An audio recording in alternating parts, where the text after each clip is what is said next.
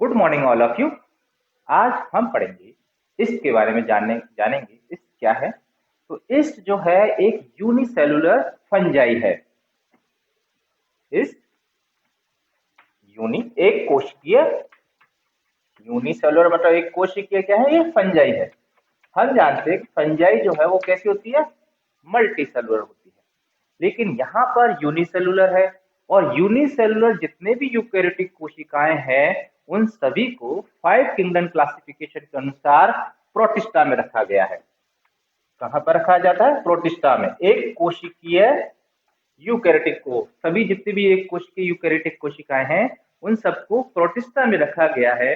लेकिन इसकी जो लाइफ साइकिल देखी जाए, इसकी जो लाइफ साइकिल है वो बिल्कुल एस्कोमाइसिटीज के समान है। इस कारण से ईस्ट को कहां रखा गया है? एस्कोमाइसिटीज में। एस्कोमाइसिटीज में रखा जाता है।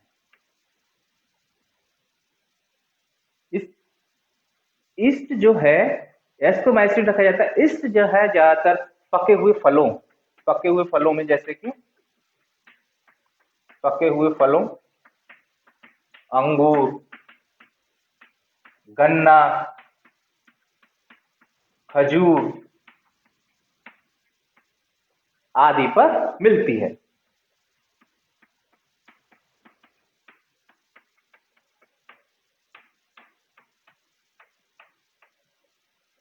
अब दूसरी बात ये है कि ये जो है कहाँ पाई जाएगी? पके हुए फलों पर, अंगूर, गन्ना, खजूर और फूलों पर भी पाई जा सकती है। फूलों पर आदि पर ये उगती है। ये जो एस्कोइस्ट है इसमें माइसीलियम नहीं पाया जाता, लेकिन माइसीलियम का क्या है यहाँ पर? एब्सेंट। हम जानते हैं कि कवकों का शरीर किससे बना हुआ है? कवक तंतुओं से, और बहुत सारे कवक तंतु मिलकर निर्माण करते हैं माइसीलियम का। तो यहाँ पर माइसीलियम अनुपस्थित है क्योंकि ये एक कोशिकीय है, लेकिन इसके अंदर स्यूडोमाइसीलियम पाया जाता है। क्या पाया जाता है? स्यूडोमाइसीलियम। अब स्यूडोमाइसीलियम क्या है कि यदि इसको शुगर के सॉल्यूशन में रख दिया जाए, ये एक सॉल्यूशन है और यहाँ पर ये सॉल्यूशन है पूरा पूरा, और यदि यहाँ ईस्ट को रख दिया जाता है तो ईस्ट में क्या है, बहुत जल्दी बडिंग होना शुरू हो जाती है। ये ईस्ट है तो यहाँ बडिंग हो जाएंगी। बडिंग होकर क्या बन जाएगी? यहाँ पर एक माइसीलियम जैसी संरचना का यहाँ पर निर्माण हो जाता है। तो ये क्या है कि यदि ईस्ट को शुगर सॉल्यूशन में रखा जाता है तो जो बड़ बनती है वो एक श्रृंखला में बन जाती है। ये क्या है? पूरी पूरी बड़, और किस में बन गई? चैन में। और ये दिखाई देती है एक माइसीलियम के समान। तो इसलिए इसको कहा जाता है कि ईस्ट में जो माइसीलियम है वो स्यूडोमाइसीलियम कहा जाता है। बहुत तेजी से जनन होगा, रिप्रोडक्शन होगा। जब भी शुगर सोलन रखा जाए तो क्या होगा? बड़ बनना शुरू हो जाएंगी, और ये बड़ किसके दिखाई देती है? माइसीलियम की जैसी। इसको कहा जाता है स्यूडोमाइसीलियम, जबकि ये माइसीलियम नहीं है। अब बात की जाए इसमें लैंगिक जनन की, तो लैंगिक जनन जो है स्यूडोमाइसीलियम में, सेक्सुअल रिप्रोडक्शन दो प्रकार से है। सेक्सुअल रिप्रोडक्शन फर्स्ट है पीडोगेमी के द्वारा, पीडोगेमी, और दूसरा है अडल्टोगेमी, अडल्टोगेमी। पीडोगेमी का मतलब है शिशुओं के द्वारा लैंगिक जनन, शिशुओं द्वारा लैंगिक जनन।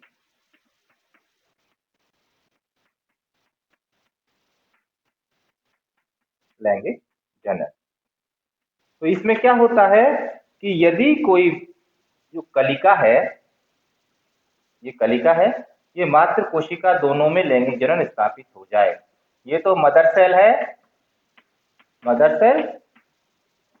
कभी कभी जो शिशु कोशिका है वो मात्र कोशिका से संयोजन हो जाता है दोनों का, बर्ड सेल का, और इस प्रकार से लैंगिक जनन को क्या कहा जाएगा? पीडोगेमी प्रकार का।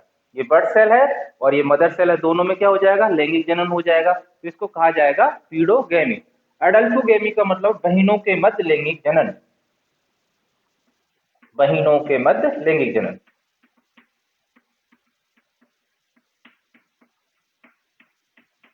लैंगिक जनन। इसका क्या मतलब है? इसमें क्या होता है कि ये मान लो मदर सेल्स है और यहाँ से दो बर्ड सेल बनी है, एक बर्ड सेल ये है और दूसरी बर्ड सेल्स ये है, दोनों के केंद्रक है। ये दोनों जो बर्ड सेल्स है इन दोनों ही में आपस में लैंगिक जनन स्थापित हो जाए, दोनों बर्ड सेल्स में लैंगिक जनन स्थापित हो जाए तो इसको कहा जाएगा एडल्फोगेमी। तो ये दो प्रकार से हो सकती है, पीडोगेमी और अडल्फोगेमी। दो कलिकाओं में होता है तो अडल्फोगेमी, और यदि कभी कभी जो मात्र वो कलिका यदि मात्र कोशिका से संयोग लैंगिक जनन स्थापित हो जाता है तो कहा जाता है पीडोगेमी। अब हम देखते हैं इसका इकोनॉमिक इंपोर्टेंस। इकोनॉमिक इंपोर्टेंस, तो ईस्ट का जो इकोनॉमिक इंपोर्टेंस है वो बहुत ज्यादा है। इसकी जो स्पीसीज है, स्पीसीज की बात की जाए ईस्ट में तो स्पीसीज देखो सैकेरोमाइसिस, सैकेरोमाइसिस, साइजोसैकेरोमाइसिस, साइजोसैकेरोमाइसिस, ये इसकी स्पीसीज है सैकेरोमाइसिस, सैकेरोमाइसिस सेरेवेसी। तो इकोनॉमिक इंपोर्टेंस कहा जाए तो इसका पूरी ईस्ट का जो है वो फर्मेंटेशन में काम आती है। ईस्ट का उपयोग किया जाता है फर्मेंटेशन, किण्वन में फर्मेंटेशन में इसका यूज किया जाता है। इस कारण से सैकेरोमाइसिस जो सेरेवेसी है, सैकेरोमाइसिस, सैकेरोमाइसिस सेरेवेसी, सैकेरोमाइसिस सेरेवेसी का उपयोग वाइन इंडस्ट्री, अल्कोहल निर्माण में किया जाता है इनके वाइन इंडस्ट्री में, क्योंकि वाइन जो बनती है वो फर्मेंटेशन से बनती है, तो वाइन इंडस्ट्री अल्कोहल प्रोडक्शन में, और दूसरा इनका किया जाता है बेकरी प्रोडक्ट्स में, बेकरी निर्माण में, बेकरी प्रोडक्ट इंडस्ट्री में, जिसमें ब्रेड बनाई जाती है, डबल रोटी ब्रेड बनती है, उस इंडस्ट्री में इनका उपयोग किया जाता है। तो बेकरी मतलब है ब्रेड उद्योग, और दूसरा वाइन अल्कोहल बनाने में किया जाता है। दूसरा सैकेरोमाइसिस सेरेवेसिस से, इसी से सैकेरोमाइसिस विटामिन B2 का निर्माण भी होता है, पर B2 भी प्राप्त किया जाता है सैकेरोमाइसिस सेरेवेसिस से, जिसे राइबोफ्लेविन कहा जाता है। विटामिन B2 का नाम है राइबोफ्लेविन। तो ये हो गया इसका इकोनॉमिक इंपोर्टेंस कि ये ईस्ट जो है वो फर्मेंटेशन में काम आती है, फर्मेंटेशन उद्योगों में, और फर्मेंटेशन में इससे वाइन इंडस्ट्री में भी, बेकरी इंडस्ट्री में काम आ सकती है। विटामिन B2 इससे प्राप्त किया जाता है राइबोफ्लेविन से। लाइफ साइकिल देखी जाए इसकी, अगर ईस्ट में लाइफ साइकिल की बात की जाए तो लाइफ साइकिल इसमें बिल्कुल सेम एस्कोमाइसिटीज के समान है, हैप्लोवायंटिक, हैप्लोवायंटिक प्रकार की लाइफ साइकिल। हैप्लोवायंटिक का मतलब ये हैप्लोइड अवस्था इसके अंदर प्रभावी होती है। दूसरी है जिसमें हैप्लोइड अवस्था पाई जाती है, डिप्लोइड नहीं पाई जाती।